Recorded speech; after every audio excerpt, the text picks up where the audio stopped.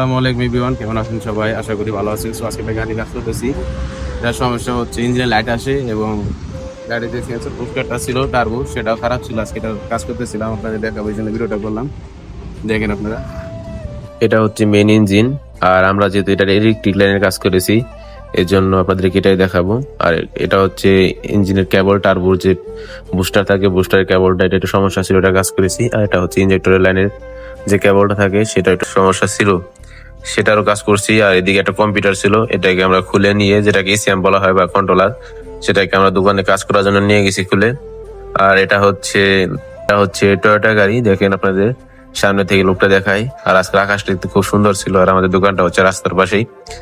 যাদের যাদের গাড়িতে এরকম ইলেকট্রিক সমস্যা আছে, তারা আমাদের সঙ্গে যোগাযোগ করতে পারেন স্ক্রিনে দেওয়া নাম্বারে, এবং আমাদের দোকানে গাড়িটাকে নিয়ে আসতে পারবেন, সমস্যা নেই। আল্লাহ হাফিজ। যারা এখনো পেজটা ফলো করেন নাই অবশ্যই ফলো দিয়ে দিবেন।